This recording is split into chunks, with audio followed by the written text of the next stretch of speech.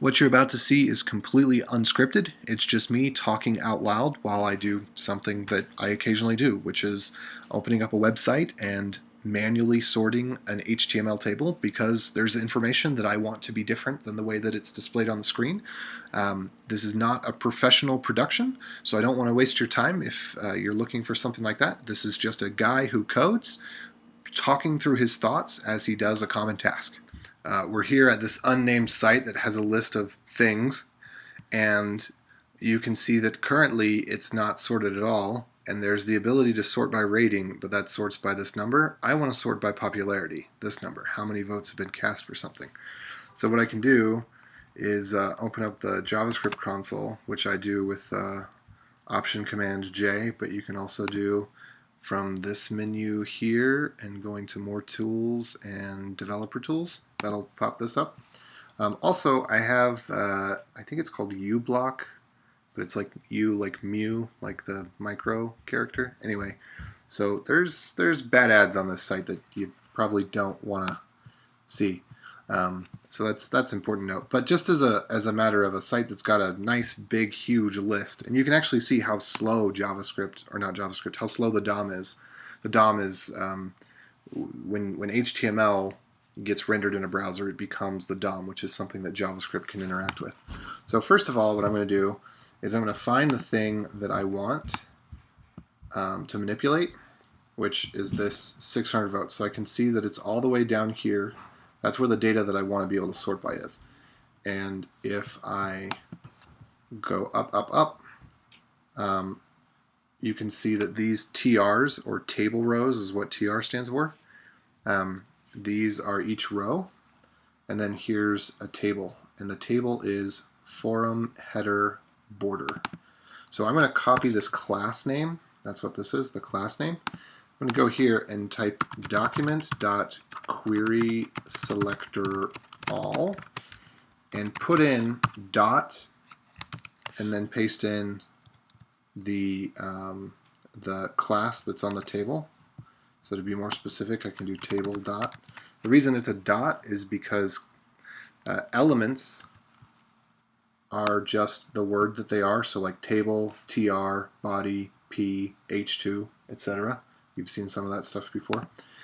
And then the class has a dot. So if it's table class equals forum header border, that's what this looks like. So this is going to return to me everything on the page that matches that element table that has that class. So now we can see that there's two. It's returning a node list. So this is not JavaScript. This is DOM, or Document Object Model. It's the thing that browsers do that interacts with JavaScript. But it looks like JavaScript sometimes, and we can convert it into JavaScript to be able to use it, because node lists, we can't do things like sort or iterate on them, so we have to convert them. So what I'm going to do, first of all, since there's two of these here, and the one that I want is this, well, I mean, I could just, whoops, oh no, that's not what I want to do. I could just delete that one, but I'm not going to, if I just went here, and then I hit delete. Oh look, it's gone. But I don't actually want to do that. So I'm gonna leave that there. And lists and arrays start at 0 rather than 1. So if I want this first one, you can see it's 0. So I'm gonna grab it. Oh no, I want the second one. The second one's the one that actually has the information that I want. Okay, so I'm gonna grab that. And then inside of that, there are these TRs. And these are the ones for the headers, it looks like. And then these are the ones that I actually care about. So tr name equals hover. And then some of them have other stuff, but it looks like, you know, this list is going to be like a couple thousand long. Yeah, so this is however many, like 500 there plus another 2,800. So I'm going to hit up and get back to this. What I want is, first of all, this is my table, so I'm going to call this var my table. So store this in a variable, and then I'm going to do my table dot query selector all, and I'm going to find those TRs, and then name, instead of doing a dot for name, you put brackets and then do name equals, and actually I got to get rid of these double quotes, put single quotes around here. Name equals hover. So I'm going to do var myTRs equals. If I hit enter, I do myTRs.length. I can see that those are the things that I want. But I'm going to do one further. I'm going to convert them from a node list into a JavaScript array. So I'm going to do array.prototype.slice.call, and this is a little bit magic, but this is basically a way to say use the slice method that's normally part of an array and call that method with this other thing that is array-like. And then what I'm going to get back is an actual JavaScript array. So why that's important is because the next thing I'm going to do is I'm going to sort. So the best way to sort is to have a number, and luckily we do have some numbers that we want. The sort function will iterate over each element that's in the array and do something. I'm going to turn off that. And it's going to give you two. It's going to give you two items, and then it needs you to turn +1 or greater. But basically, it needs you to return greater than 0 or less than 0, and that's how it's going to sort things. So here, I'm just going to do console.log a, and then continue here, so you can see it's going to take a second because it's actually a little bit slow. But there it goes. Now it's printing out all 3,000 of these. So if we look in here, it's the third table data element. TD is for table data, and it's inside a span. So what we're going to do then is we're going to do a.querySelectorAll TD. And I could specify the class, but I don't need to because all of the TDs in here are the same class. And I want to get the third one, so that's 0, 1, 2. 2 is actually the third one. And then I want to get the text that's inside of it. If you want to get the third one, shouldn't you type in 3? No, because 0 is the first one, oh, 2 I see. is the second, okay. Or 1 is the second, 2 is the third. Okay. So what I'm actually going to do, I guess I could just go ahead and try to get span. Let's see, do these other ones have spans inside? That one has a font inside. This one has a link, an anchor, which is a link inside. So all of these are links. You can click on them. That's what that is. So it looks like only this third one has span. So I'm just going to go direct and grab that span. And it looks like if I do that, I probably don't need to do this because it's going to grab it directly. Notice there's a space here, which is saying that there's a table data, and then there's a child of that table data is a span. So then I'm going to do replace, and I'm going to use what is called a regular expression. So if I do dot star, that means get any character, and then I'm going to put in this parentheses. I have to escape it. Well, yeah. So the backslash is an escape. It means I want to match a literal parentheses, and the reason we got to do that is because we can also use it as a group. So this dot star says grab anything up until the very last literal parentheses, which there's only one parentheses here, so the last one happens to be the first one. Then I'm going to make a group out of anything all the way up until space votes, and then end parentheses, and then anything after that. So what this is doing is it's creating a group of anything that's between the opening parentheses and then the space, which happens to be the numbers that we want. And then I'm going to replace all of that with nothing, but instead I'm going to replace it with the, again, this is 0 indexed, so $0 would be the whole thing. $1 is the first grouping. So it's going to replace it with this grouping. So my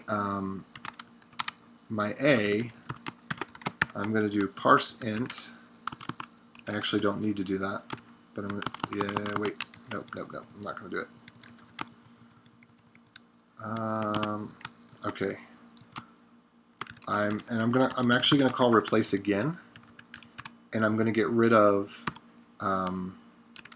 any comma characters and replace that with nothing. So I'm going to replace everything with only the numbers, because that's what matches between the parens and the space. And then I'm going to replace inside of the numbers that are left over, I'm going to replace the comma with nothing. So all I have is a number. Now I'm going to say parse int,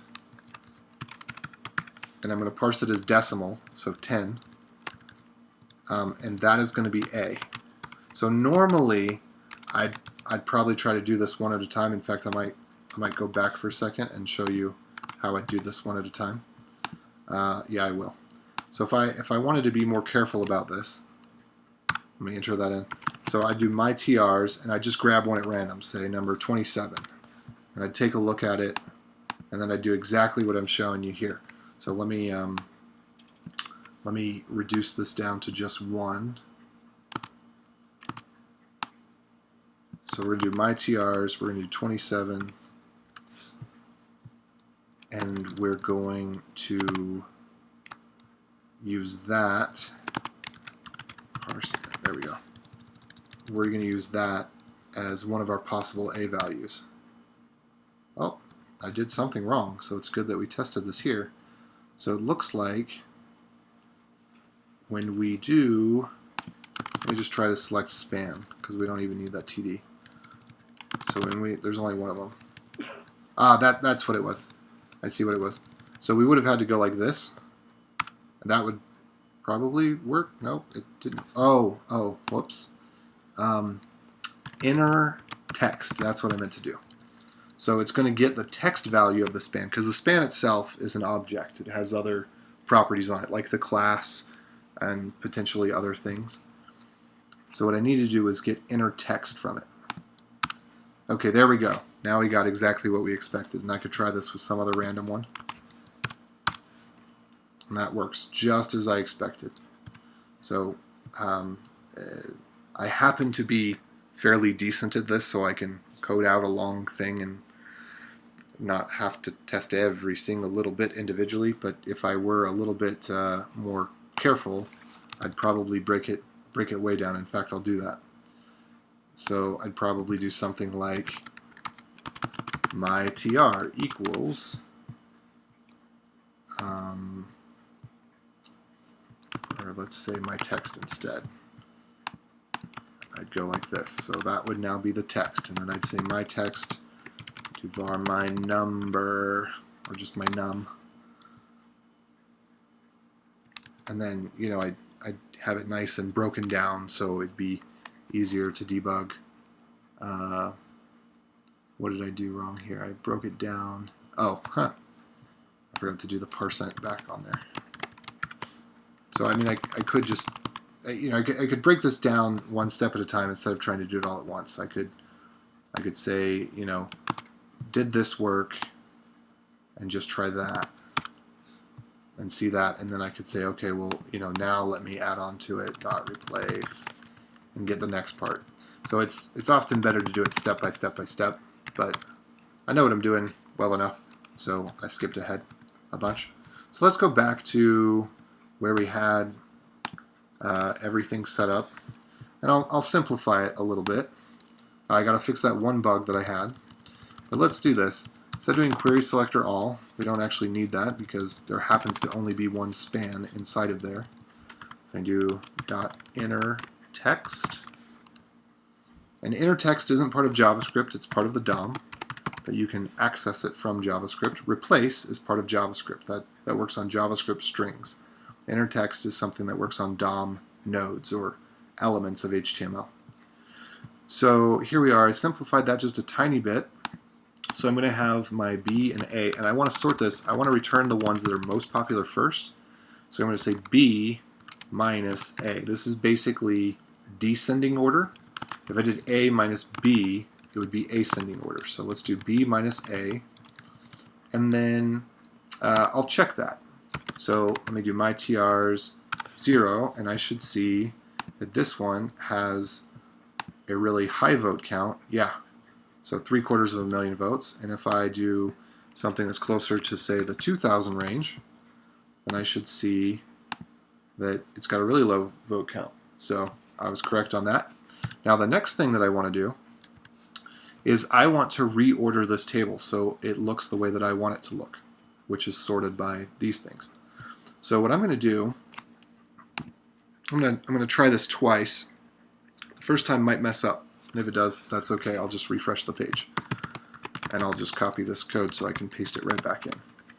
But what I'm going to try is now we have each TR here, because even though we were selecting the text and we're returning, well, actually we selected the text to get a number and we returned that, that doesn't change what's inside the array. The array is still an array of table rows. They're just sorted now.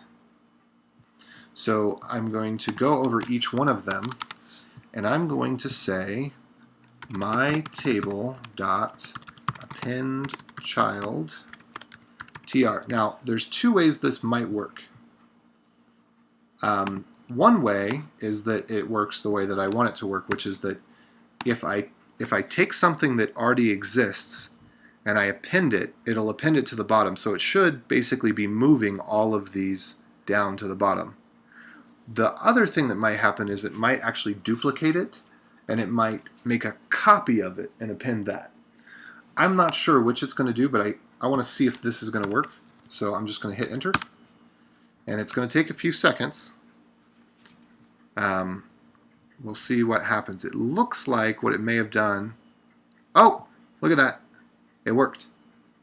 So even though I used the word append to, or append child, meaning take the thing that's here and add it directly as a direct child. So like there's table, and a direct child of table is table row.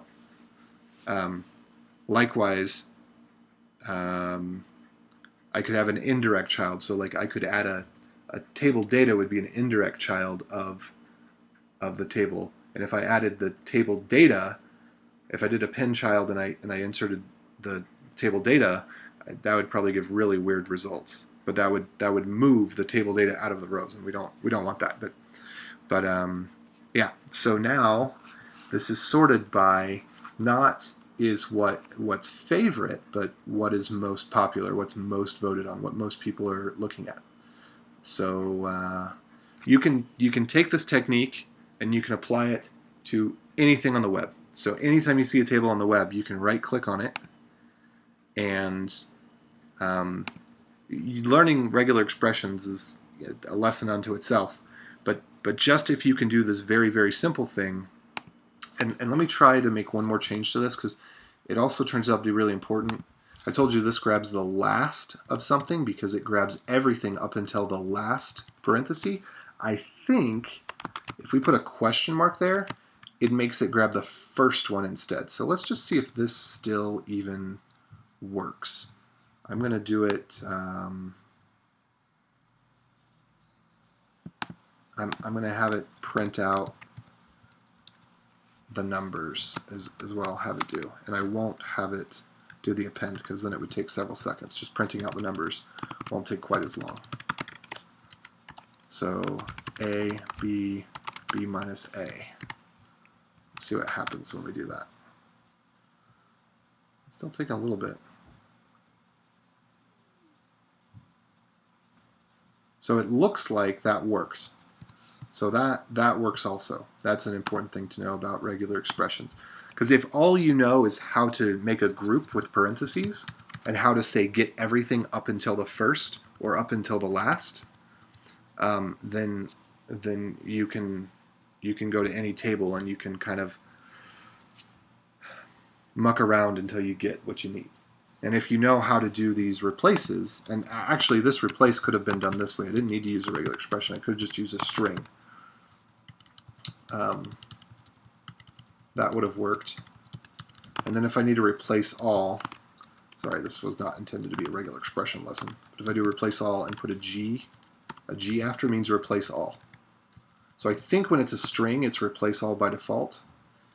But when it's an expression where it begins and ends with a slash, the G makes it replace all. If you don't put the G, it only replaces one, which in this case works because there's only one comma.